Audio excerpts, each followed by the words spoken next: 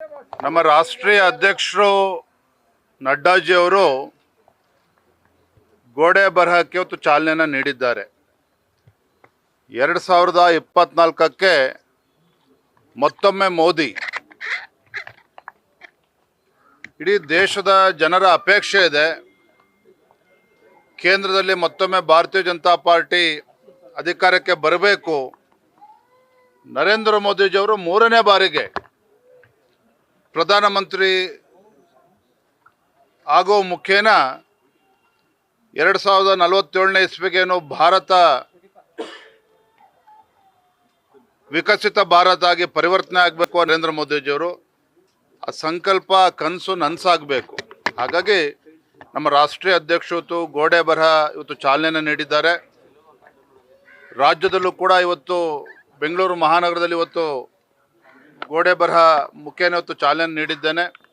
ಪ್ರತಿ ಬೂತ್ನಲ್ಲೂ ಸಹ ಪ್ರತಿ ಬೂತ್ನಲ್ಲಿ 5 ಕಡೆಗೆ ಈ ಗೋಡೆ ಬರಹನ ಬರುವಂಥ 25ನೇ ತಾರೀಕುವರೆಗೂ ನಮ್ಮ ಕಾರ್ಯಕರ್ತರು ಚಾಲನೆಯನ್ನು ಕೊಡ್ತಾರೆ. ಇಡೀ ರಾಜ್ಯದಂಥ ಎಲ್ಲ ಬೂತ್ಗಳಲ್ಲೂ ಸಹ ಈ ಗೋಡೆ ಬರಹ ಇವತ್ತಿಂದ ಚಾಲನೆಯನ್ನು ಕೊಟ್ಟಿದ್ದೇನೆ. ಹಾಗಾಗಿ ಇದ್ರ ಮುಖೇನ ಇವತ್ತು ರಾಜ್ಯದ ಜನರಿಗೆ ಒಂದು ಜಾಗೃತಿಯನ್ನು ಮೂಡಿಸ್ತಕ್ಕಂಥದ್ದು. ತಮಗೆ ಗೊತ್ತಿದೆ, ವಿಕಸಿತ ಭಾರತ ಸಂಕಲ್ಪ ಯಾತ್ರೆನೂ ಕೂಡ ಮತ್ತೊಂದು ಕಡೆ ನಡೀತಾ ಇದೆ. ಮೋದಿಜಿಯವರು BJPಯ ಜನಪರ ಯೋಜನೆಗಳು ಮನೆ ಮನೆಗೆ ಮುಟ್ಟಿಸ್ತಕ್ಕಂಥ ಕೆಲಸ ಕೂಡ ಆಗ್ತಾ ಇದೆ. ಭಾಳ ಸಂತೋಷ ಅಂತ ಹೇಳಿದ್ರೆ ರಾಜ್ಯದ ಜನರು ಸಹ ಇದಕ್ಕೆ ಪೂರಕವಾಗಿ ನಮಗೆ ಸಹಕಾರವನ್ನು ಕೊಡ್ತಾ ಇದ್ದಾರೆ, ಬೆಂಬಲವನ್ನು ನೀಡ್ತಾ ಇದ್ದಾರೆ. ಭಾಳ ಉತ್ಸಾಹದಲ್ಲಿದ್ದಾರೆ ಇವತ್ತು ನರೇಂದ್ರ ಮೋದಿಜಿಯವರ ಬಗ್ಗೆ ಮತ್ತು ಭಾರತೀಯ ಜನತಾ ಪಾರ್ಟಿಯ ಬಗ್ಗೆ. ಎಸ್ ಸರ್, ಹಾವೇರಿ ಪ್ರಕರಣ CM ಕೂಡ ಇವತ್ತು ಭೇಟಿಯಾಗಿದ್ದಾರೆ. ಸಾಂತ್ವನ ಕೇಂದ್ರಕ್ಕೆ ಹಾಕಿರೋದು ನಮ್ಮ ಕುಟುಂಬಕ್ಕೆ ಹೇಳಿಲ್ಲ ಅಂತ ಸಂತ್ರಸ್ತ ಮಹಿಳೆ ಹೇಳಿದ್ದಾರೆ. ಏನು ಹೇಳಿದ್ದಾರೆ? ನಮ್ಮ ಮನೆಯವ್ರಿಗೆ ಈ ವಿಚಾರನೇ ಹೇಳಿಲ್ಲ ಸಂತ್ರಸ್ತ ಕುಟುಂಬ. ನೋಡಿ, ಈ ವಿಚಾರದಲ್ಲಿ ನಾನು ರಾಜಕಾರಣ ಮಾಡ್ತಕ್ಕಂಥ ಕೆಲಸ ಮಾಡೋದಿಲ್ಲ.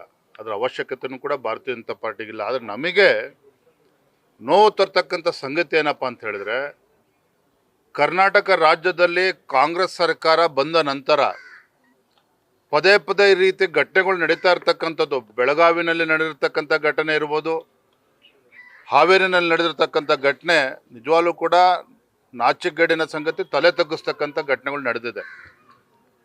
ದುರಂತ ಅಂತ ಹೇಳಿದ್ರೆ ಘಟನೆ ನಡೆದಿರ್ತಕ್ಕಂಥದ್ದು 7ನೇ ತಾರೀಕು.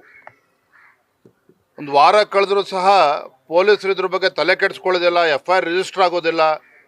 ಮತ್ತೊಂದು ಕಡೆ ಈ ಘಟನೆನ ಮುಚ್ಚಾಕ್ತಕ್ಕಂಥ ಪ್ರಯತ್ನ, ಇವೆಲ್ಲವೂ ಕೂಡ ಎಲ್ಲೋ ಒಂದು ಕಡೆ ರಾಜ್ಯದಲ್ಲಿ ಕಾನೂನು ಸುವ್ಯವಸ್ಥೆ ಸಂಪೂರ್ಣವಾಗಿ ಹದಗೆಟ್ಟಿದೆ. ಮಹಿಳೆಯರಿಗೆ ಇವತ್ತು ಯಾರೂ ಕೂಡ ಧೈರ್ಯದಿಂದ ರಸ್ತೆಯಲ್ಲಿ ಓಡಾಡ್ತಕ್ಕಂಥದ್ದು ವಾತಾವರಣ ಇವತ್ತು ನಿರ್ಮಾಣ ಆಗಿಲ್ಲ.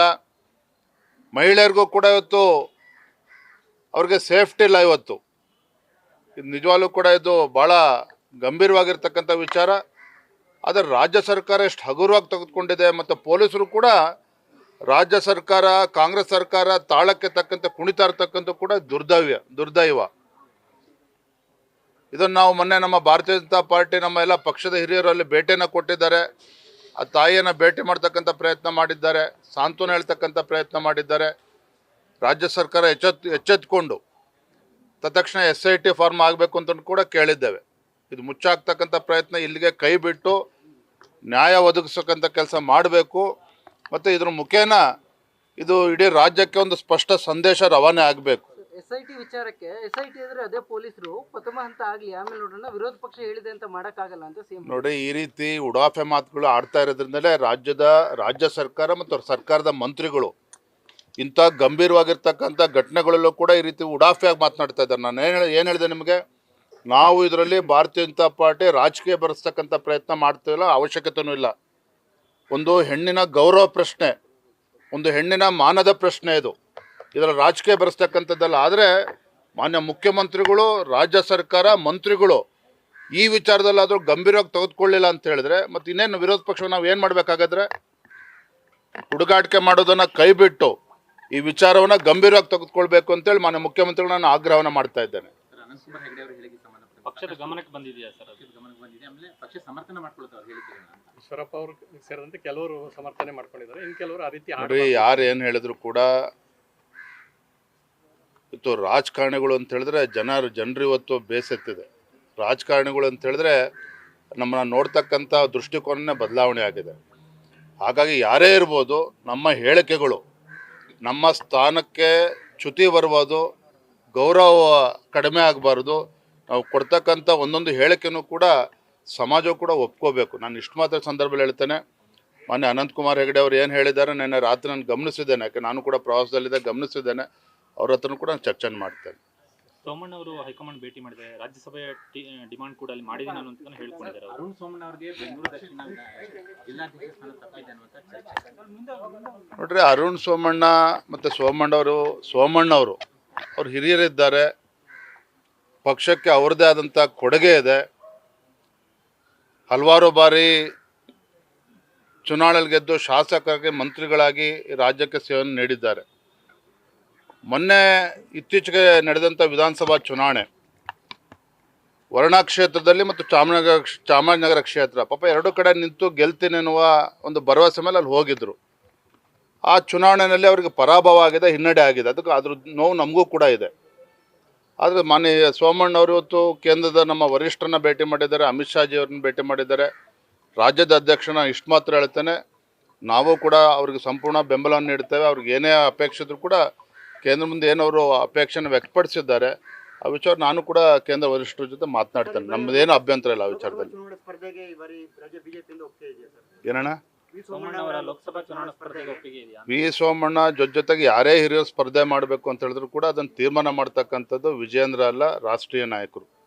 ಪಕ್ಷದ ವರಿಷ್ಠರು ತೀರ್ಮಾನ ಮಾಡ್ತಾರೆ. ಅವ್ರು ಏನು ತೀರ್ಮಾನ ಮಾಡ್ತಾರೆ ನಾವು ಪಕ್ಷದ ಕಾರ್ಯಕರ್ತನಾಗಿ, ರಾಜ್ಯಾಧ್ಯಕ್ಷರಾಗಿ ಅವರ ಅದ್ರ ಪ್ರಕಾರ ನಾವು ನಡ್ಕೊಳ್ಬೇಕಾಗ್ತದೆ. Come to the knowledge of people only after 1 week. So what I'm trying to say is, somewhere the government of Karnataka, that is police department, are trying to hide the facts. They're trying to hide the incident. This is the most unfortunate part. And secondly, Honorable Chief Minister of the state, the statements of the Chief Minister, it's so very irresponsible, because BJP has demanded SIT. When police are trying to hide the facts and running away from the incident, BJP has demanded SIT and proper investigation has to take place. This is our only demand. Because this is not for the first time it's happening. Earlier incident happened in Belgaum also. So entire country is witnessing this incident. So it's very unfortunate, but the government of Karnataka, I strongly demand Honorable Chief Minister to take up this matter more seriously, and strict action needs to be taken against the culprit. So BJP has demanded the SIT probe into this episode. So what's the party stand on Mr. Anantkumar Hegde's statement? Because it's half and half. Some of them are condemning, some of them are standing with him. So how is the party looking at this? And this is just days away from the Ram consecration ceremony. Do you think that a controversy was needed at this point of time? Whatever statement issued by Anantkumar Hegde, I'll speak to him personally. It is his personal views. It cannot be termed as a party stand. But I'll speak to Anantkumar Hegde personally, and I'll look into this matter. I will discuss you on this issue. Nyaya Yatra, what is it? He is speaking that PM will visit Manipur only for elections, not for the people. See, Rahul Gandhi, a prime minister in waiting, is totally a confused person. He's a confused person. See, what has happened in last election, 5 state elections. See, the people has clearly shown that the people of this country does not believe in Congress party's bogus guarantee. They believe in Modi ji's guarantee. So it clearly indicates that Rahul Gandhi is totally depressed. Congress party is clueless, because they were expecting that they will come back to power in 2024. But now they are realized, after Madhya Pradesh, Rajasthan, and Chhattisgarh results, they have realized that BJP is going to come back to power, and Modi ji will become prime minister for 3rd consecutive time. So they are totally confused. Whatever political gimmick they want to carry it, they can do. So Prime Minister Narendra Thank Modi you, sir. as well as Home Minister. News first ನಿರ್ಭೀತಿಯಿಂದ ನಿಮ್ಮ ಪರವಾಗಿ.